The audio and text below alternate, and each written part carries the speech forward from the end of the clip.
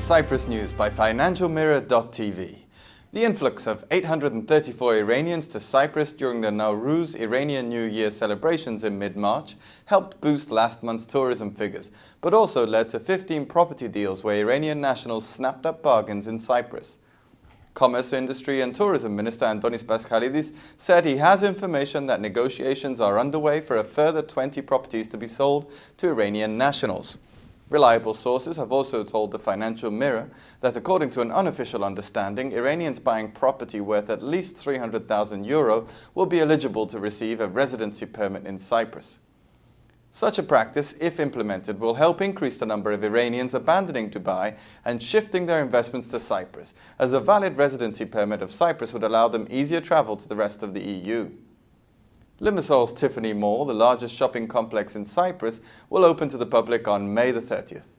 It covers 104,000 square meters of land and boasts a total of 150 shops and parking for 1,600 vehicles. Located in the Zagagi area next to the new port, the whole project cost €100 million and has created over 1,000 new jobs. In all, there will be 17 restaurants, cafes and fast food outlets, as well as other amenities including a bank, dry cleaners, pharmacy, delicatessen, bakery and a key cutting service. The Kidsland play area will include arcade games and a large ice skating rink. Finance Minister Harilaos Stavrakis announced that Cyprus has been included in the list of countries which meet international tax standards, set out by the Organization for Economic Cooperation and Development. He said this was achieved as a result of the ministry's precautionary move to table to the House of Representatives a bill for the partial lifting of banking confidentiality, which the House has approved. The OECD said it was moving Uruguay, Costa Rica, Malaysia and the Philippines to a grey list of offenders that say they will put things right, a long list that includes major financial centres such as Switzerland. The Electricity Authority of Cyprus is calling for expressions of interest by companies and consortia to participate and invest in the liquid natural gas terminal company that will be responsible for the development, financing, operation and management of the LNG terminal at Vasiliko. The state will maintain a 56% controlling stake in the project, but may later sell a 5% share to other investors. The EAC will hold the remaining 44%. Cyprus wants to import 1 billion cubic meters of LNG a year from 2013, rising to 1.7 billion cubic meters a year after 10 years, said Solon Kassinis, director of the Cypriot Energy Department, in an interview with Bloomberg. Electricity consumption is growing by 5.5% a year. Cyprus now depends almost completely on heavy fuel imports for electricity generation and wants to switch to the more environmentally friendly natural gas. The number of building permits authorized in Cyprus fell for the second consecutive month in January, as the number of permits fell, but the value of those permits rose. Total permits amounted to 694, a fall of 6% compared with January 2008. The area of building permits authorized also fell 2% to 278,876 square meters. The value of building permits increased, however, by 7% to €234 million, suggesting that developers are still making money. Local plastic card used by Cyprus residents fell by 1% to €458 million in the first quarter. The decline was steeper in March, when plastic card sales fell by 7% year-on-year. Expenditure by foreigners in Cyprus fared even worse, falling by 13% to €57 million. By contrast, expenditure by Cypriot residents abroad is still rising.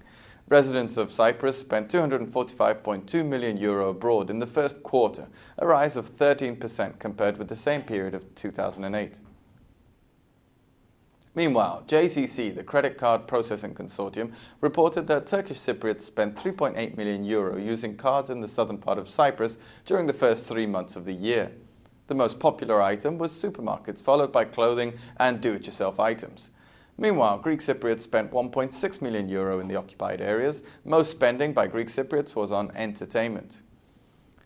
Cyprus is today a global maritime power and a modern, qualitative and comprehensive maritime complex, said President Dimitris Christofias, addressing the 20th annual General Meeting of the Cyprus Shipping Chamber in Limassol. Christofias referred to the problems which Turkey creates with the embargoes it imposes on the Republic of Cyprus and said that efforts to remove Turkey's intransigence have been intensified.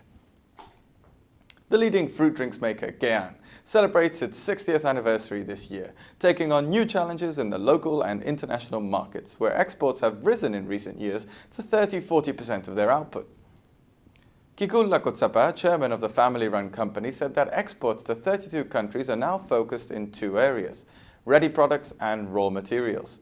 This has helped propel the company's turnover to about €30 million a year, employing 106 people in the fruit juices factory and a further 100 in other subsidiaries in the related foods business. Marketing Director Evi Papadopoulou said that the brand name has remained unchanged from its earliest days and that the unique rings on the glass bottles of fizzy juices have been kept on the new plastic bottles. The company has decided to celebrate its anniversary by commissioning local artists to paint or create new art using 60 identical pieces of handcrafted clay oranges as part of the KEAN World of Orange exhibition at the Olympic House in Nicosia this week.